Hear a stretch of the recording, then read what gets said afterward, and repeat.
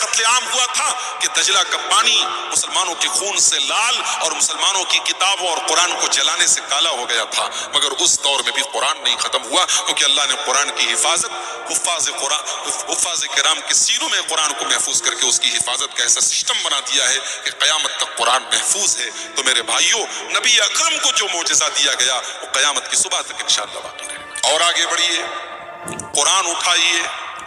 اللہ تعالیٰ نے قرآن میں بہت سارے نبیوں کا ذکر کیا ہے، اور بہت سارے نبیوں کا ذکر کر کے اللہ نے ان کا نام لے کر کے ان کو پکارا ہے۔ کہیں پر فرمایا یا عیسیٰ، کہیں پر فرمایا یا موسیٰ، کہیں پر فرمایا یا نوح، کہیں پر فرمایا یا ابراہیم۔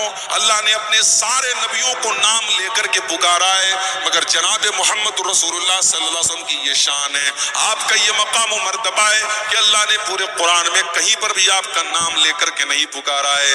جب بھی پکارا ہے یا ایھا النبی کہہ کر کے پکارا ہے، جب بھی پکارا ہے یا ایھا الرسول کہہ کر کے پکارا ہے، جب بھی پکارا ہے یا ایھا المزمل کہا ہے، اور جب بھی پکارا ہے تو یا ایھا المدثر کہا ہے۔ اللہ نے پورے قرآن میں کہیں پر بھی یا محمد نہیں کہا ہے۔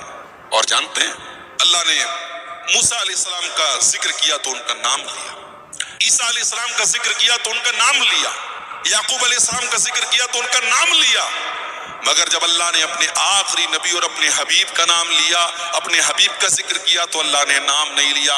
فرمایا سبحان الذی اسریٰ بعبدہ لیلا من المسجد الحرام، بڑی پاک ہے وہ ذات جو اپنے بندے کو لے کر کے گئی۔ اللہ نے بندہ کہا ہے اور اپنا بندہ کہا ہے۔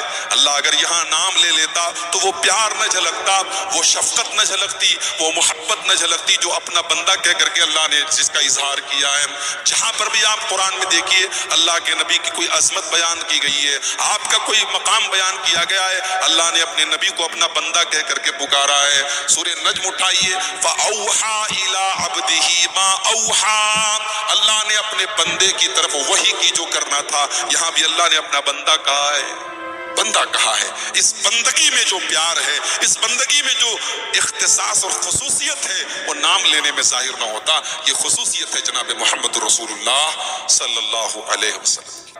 اللہ تعالیٰ نے اپنے نبی کو یہ مقام بھی دیا ہے کہ قیامت کے دن ہر نبی کو حوض دیا جائے گا، جس حوض سے وہ اپنی امتیوں کو پانی پلائیں گے، لیکن ہمارے نبی کو جو حوض دیا جائے گا اس حوض کی شان ہی الگ ہوگی۔